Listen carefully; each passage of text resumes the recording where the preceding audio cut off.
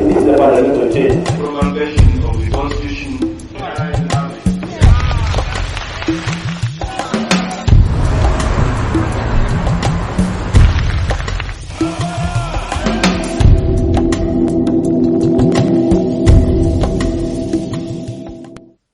Hello and welcome to the 18th episode of The Evolution of a Nation, a documentary series chronicling Uganda's key political, economic and social history.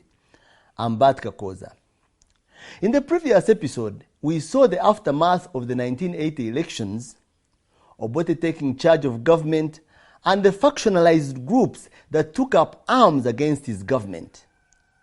We ended with the tragic death of Army Chief of Staff David Oito-Jok. In this episode, we focus on the disintegration of Obote government, the 1985 Okello military coup, and their short-lived government. Thanks for joining us.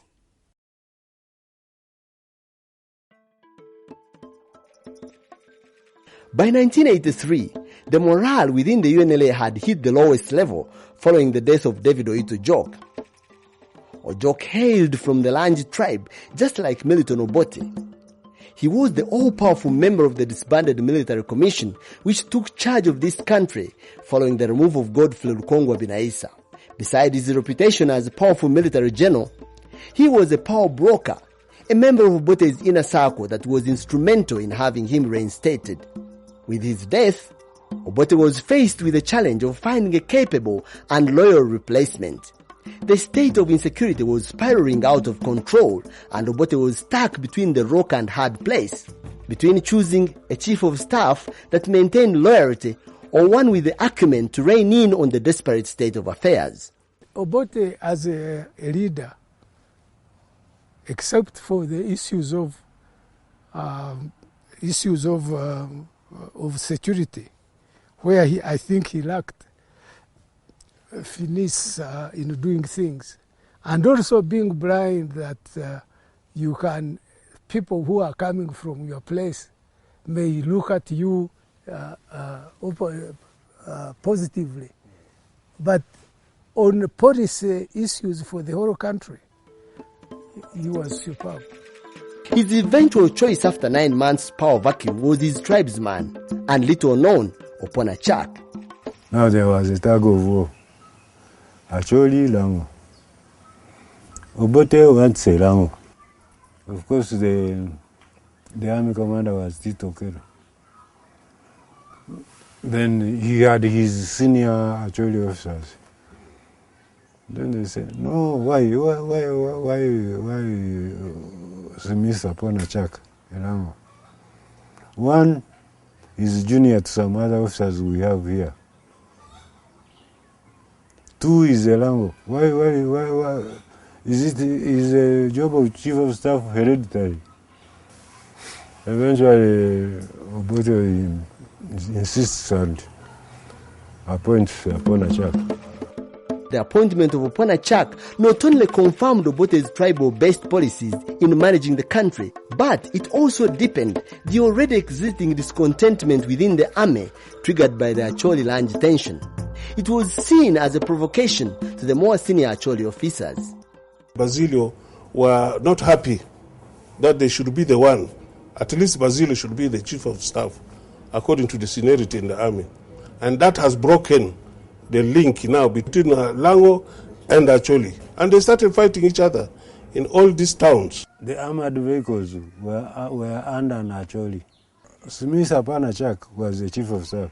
He ordered armored vehicles. He ordered them to move to Makindye because there was a Lango officer there. The Acholi commander said, "No, you can't take. How do you remove my? Where is the order to move the armored vehicles?" Smith tried to go and order them around. They almost killed him in Mbuya. So when they asked Mwanga to explain, he was Minister of Defense. Said that was an uncoordinated movement of troops. Although the disgruntlement had led to skirmishes, Obote and his new army leadership were yet to get a full grasp of the whole gravity of the situation and offer an explanation to the country and instill confidence within the population that they were in control. I was in New York representing Uganda at the United Nations, there had been skirmishes, there had been tensions, and there were rumors, you know. You may remember the so-called uncoordinated troop movement statement by Paulo Mwanga. So we called up Kampala, I called up the Minister of Foreign Affairs, then called up the Prime Minister then, and they all said, no, not to worry, everything is under control. This was very minor skirmishes and so on. Tito and Basilio were in Gulu. So they could not come back to Kampala. They went there in a helicopter, they took the helicopter, went to Nimule, and got in touch with my people. We gave them 200 people, soldiers, to come. They were given arms, and they drove up to Kampala to take over.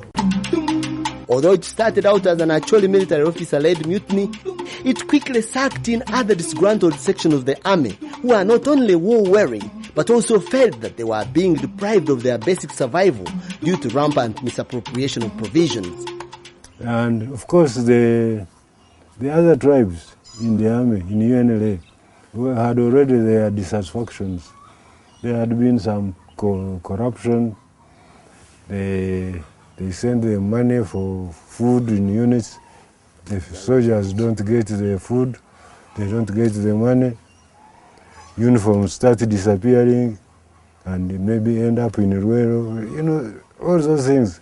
So those who are dissatisfied joined this Acholi group from Kitugu. Indeed, the discontent within the government troops gave the fighting groups, especially NRA, advantage to reorganize and expand territory to the western region of the country. Every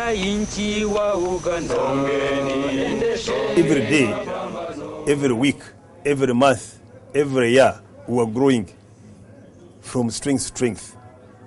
We are getting many recruits, we are getting more weapons, and we were expanding, and we went to Rwenzori. Now, when we were crossing Fort Portal Road at a place called Kasunganyanje, that's where we met the biggest ambush. Big ambush. And we overran that ambush. And we captured all the weapons they had. And we carried all those guns with us. And they helped us later on to attack Rubona, to attack Hoya. So, and then, of course, we continued spreading to Kasese, then Mbarara, Masaka. We were going on recruiting and expanding. This grand expansion was initially interpreted by Obote government as a victory on their side, to the extent that they even announced that the bandits, as he had chosen to refer to them, had been pushed out of Ruero. Museveni was no longer in the country. NRA was no longer in Luero. In fact, they had gone to Rwenzori Mountains, and even in Rwenzori they had gone to the Zaire side. They were no longer in Uganda. They had actually been defeated. To the contrary, NRA believes that it was their success on the battlefront and the pressure they exerted on the command and structure that eventually led to the collapse of Obote II regime. We had weakened the force that was fighting against us. We had captured more guns from Masindi. You know, like defeating the Masindi was one of the strong garrisons. Captured 800 plus guns, but there was no cohesion of government to fight. So once you have that, what else do you have remaining? Obote had a misunderstanding. That was a clear sign that these people had been beaten enough to say, no, sorry, we don't want to fight. Now, when the top army officers from Acholi region, led by Basilio and Tito Okello, retreated to their home area in Kitugu, they proceeded to mobilize forces and arms. With the alliance they had made with the Uganda National Rescue Front of General Moses Ali, they were confident and ready to march on to Kampala. They start from Kitugu. Moving. They move. How long did it take them? About a week. And the government in Kampala knew that these people were moving? They knew, but somebody was telling about it. No, they can't manage. You know how many units were in the north? If you get Kitgum, there was a battalion. Gulu, there was a battalion. Masindi, there was a battalion. Moroto, there was a battalion. Bondo in Arua, there was a battalion. Moyo, there was a battalion. So even if they were not all of them, but still you have many. So, on the 27th July 1985, the inevitable happened. The Obote II government was overthrown. Obote fled into exile. This time, he headed to Zambia. Another fellow Mulungushi Club member, Kenneth Kaunda, was ready to host him. What he left behind, in effect, was a power vacuum. No, I've never seen a coup in the middle of the morning. This was 11 o'clock. So I was seated at Hotel Diplomat. All of a sudden, I heard bullets at post office. But I was aware that something was going to happen. I didn't expect it in the morning at 11, but I knew maybe on the 27th something was likely to happen. But maybe in the evening or 28th morning. As I sat at the balcony of Hotel Diplomat, I saw smoke, bullets flying. Then later I saw fellows drive all the way to Muyenga. Some came to Diplomat. When they came, they found me there. They said, hey, afande, tumeshamaliza. I said, karibu. They gave them a crate of beer and they drove off. They left me there. So then they called us. All senior officers should report to... They were called to go to Kampala Club. Yeah. Bullets were flying all over the place. So I stayed there. I waited until another lot came.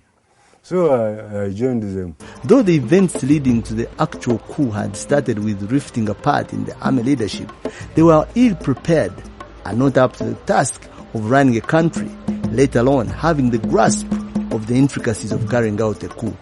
Now, what if there is, if Obote organizes a foreign force, won't it come and hit you when you are still confused here? The usual coups first suspend the constitution because this act is unconstitutional. 2, close borders. 3, close the airport. 4, dissolve parliament. 5, dismiss cabinet. Now, so that you are working, you are sort of working legally. Yes. What if stop all foreign exchange transactions? What if somebody walks into the bank and removes all Uganda reserves from New York and goes with it? You start from where? From zero. The man chosen to carry out the duty of announcing the coup on Radio Uganda was a junior officer by the name of Walter Ochola. He was second lieutenant, one Nyota. And then he announced funny things. He said, we have come to look for the bodies of Acholis killed. Special announcement. We are glad to announce to you a total military coup in Uganda today, the 27th July, 1985. Ochola was off cuff. So, this late Bosco Riem, he drove all the way from Kitgum with a statement. He said, this is a statement to be read on the radio. So now we can't even look at it.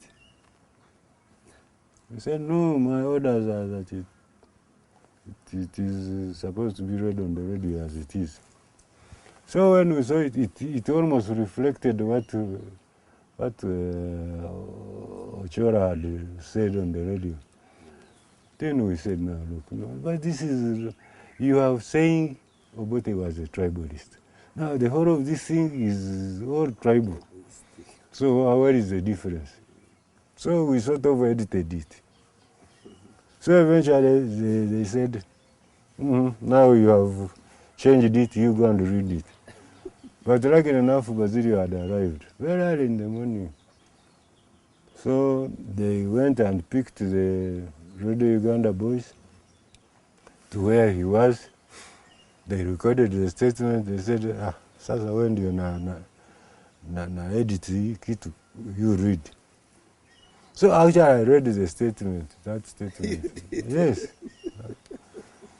I was a member of parliament representing the army. So when I dissolved parliament, I dismissed myself from parliament. the job. Yeah. I dismissed myself from a job also. So we started there. Now, we stayed 2, 3, 4 days.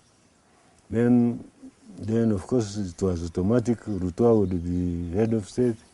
He wanted to appoint Basilio chief of staff. Then he had the chief of administration as Nyero. Then everybody again was Acholi. And not only Acholi, but from Kitgum.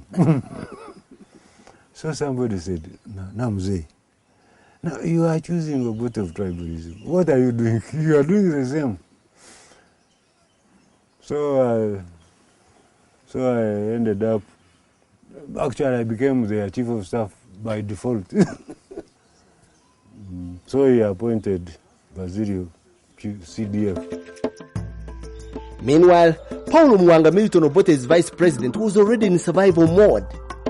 Keen on saving his own skin, he made last-minute attempts to reach out to the NRA government and tried to jump ship from a government that was crumbling before his own very eyes. Mwanga knew that their end, him and Obote, was near, and he wanted to have a discussion with Museveni's group in the event that Museveni succeeded and took over. On 29th July 1985, 2 days after the coup, General Tito Okello was sworn in as president of Uganda by Justice Saulo Musoke outside the parliament building. At his side was Brigadier Basilio Olala Okello. In his brief inaugural speech, Tito Okello promised democratic elections soon. Ironically, he pointed it out that his term would be short. But most importantly, they called upon all the fighting factions and political groups holding divergent views to join their government. One unity, because so long we have been served enough. We already learned from that. We appeal to all Ugandans to come, to forget the past, and come to develop Uganda in peace. Undoubtedly, although this was the sweetest music to the ears of Ugandans thirsting for peace, and indeed, some of the armed groups which had been fighting the Obote government heeded the call and talks were held on how to incorporate them in the new government, they remained rather cautious, and this initiative soon collapsed. The political commissar. Yes. I was the political commissar. So you came to Nairobi Hotel? Yeah, Nairobi Hotel. We gave our, policy statement. We gave our, our intentions. We discussed. We wanted all of us to join, to work together. Yes, yes. We found that things were not working well, right? Things were not working well. So some of us, the senior leaders, retreated back. I call it the remnant of the executive of UPM at Sapoba Katwe, to decide whether we should participate in that meeting and possible Lutua government. So we discussed. They have called the political leaders. Now here is the political leader of UPM, the highest political leader available, the Secretary General. Now the president is one of the people fighting the regime, all right? And here is the Secretary General refusing to participate, all right? In the first instance, he's risking the life of this person. Number two, the lives of the members, because that will indicate that we are really operating with them. We are operating from inside, and they are operating from outside. So we resolved to go and participate in the meeting. So we went. DP, on the other hand, which had continued to work in opposition for the entire Obote II time, candidly came out of the shadows and identified with the new regime. There was a lot of confusion. I remember President Museveni, then he was still in the bush. He telephoned me and Sevana Kisto, asking that we don't join the Ruto government. We said, no, we are part of this coup. We participated in its formulation. And that's how I became Attorney General at that time. Well, although on the other hand, the NRA, which was the biggest fighting force holding a substantial territory of Uganda, made contacts with the new regime, they were very careful not to immediately jump into the fray. the level of trust was very low, bearing in mind that their earlier attempts to explore a peaceful way to end the bloodletting had ended in betrayal. I was in touch on telephone with Mwanga until the last day when our emissary called Sam Katabarwa was picked by Obote's forces and killed, murdered here. Regardless of the circumstances, NRA attempted to explore a diplomatic option to avert an escalating crisis. The first person to tell me that a coup, a change had taken place in Kampala was Yoweri Museveni. He was in a place called Gothenburg in Sweden, and called up middle of the night, and called up and was appealing to me, said, look, this has happened in Kampala. And he was saying to me, well, I know that you are well regarded in Kampala and we have very high regard for you. We would like to talk. We would like discussions. We would like to end this bloodshed. We would want you to help us. Left New York, came to Kampala. And in Kampala, what did they have in mind? When I met with Paulo Mwanga and then later met with Mzee Tito Okello, they then told me, look, we are thinking Museveni has been in touch with us and some of the Idi Amin former groups have been in touch with us, and we really want to see if we can begin discussions to end all these conflicts and have a government of national unity, and then after a certain period prepare for elections. Can you help us do that? So that's the assignment I was given. In August 1985, peace talks, which Tito Okello had publicly called for, were convened in Nairobi under the chairmanship of then Kenyan President Daniel Arap Moi. The talks, which lasted until December 1985, were attended by all major fighting and political factions. The peace talks in Nairobi were, I think, characterized by, you would say, three factions. There was the NRM, NRA faction, party to the peace talks. There were people in the government of the military council that genuinely believed that there should be serious peace talks. There was a third faction which was just using it to delay and arm themselves. And this was largely led by people like Oraro Tuno and then Brigadier Toko. These ones were never genuinely interested in the peace talks. In fact, it was a big problem to convince our army to go on these Nairobi talks.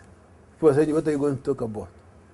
After the behavior of the Okello group in Kampala and what they were doing, people thought we should not talk to them. But at the top level, we thought we should talk to them, because to that venue.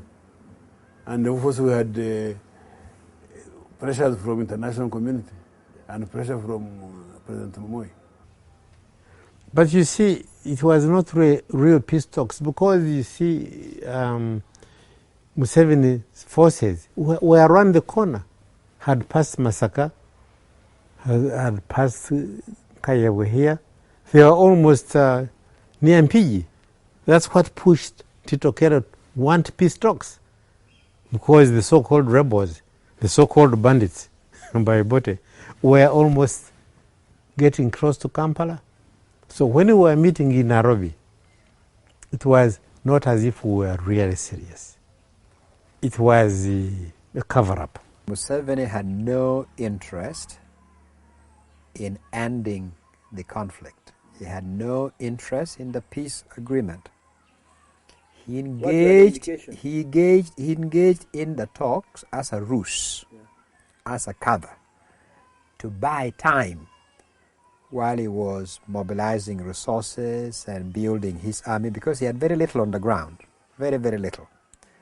So he couldn't, even though the group in Kampala was weak, but he could not really fight his way to take over government. He needed time, needed the troops, he didn't have them, and needed arms and needed money. I wouldn't blame NRA myself. I think that the faction, part of our government, was not negotiating in a straightforward manner. They were just simply buying time. Because I remember, like my friend Kasura was murdered during that time. Why would you murder a member of parliament in that time when you were all talking about against extrajudicial killings? So they were not negotiating genuinely. So NRM, yes, they wanted to take power, but they were given an excuse by the government not holding on to its part of the bargain. Although the talks ended in a ceasefire agreement that would pave the way for the militarization of Kampala, the actual implementation of the agreement proved to be an uphill task given the level of military fragmentation and arms proliferation within the country at the time. When the conditions would say they were not likely to actually meet them, conditions that they stop killing was very difficult exam for them to pass. We signed the agreement. The question, what failed was implementation. Because after signing the agreement, Okello came here in the Kampala and said, there was a snake and now we have taken away the tooth. Yeah, I remember. You know? But then we said, if the fangs were we snakes in the first place? So what fangs did he take out? And so, we took a decision, let's move it on Kampala. And that's why, shortly after the peace talks in Nairobi, Museveni came back to the bush to finish the takeover of Kampala. And Tito Okello then had to run very quickly. Well, that marked the end of the short-lived Okello military junta, as it was popularly known. In the next episode, we shall pick it up from their exit and the NRA triumphant entry into Kampala and the dawn of the new era. Thanks for your company and see you then.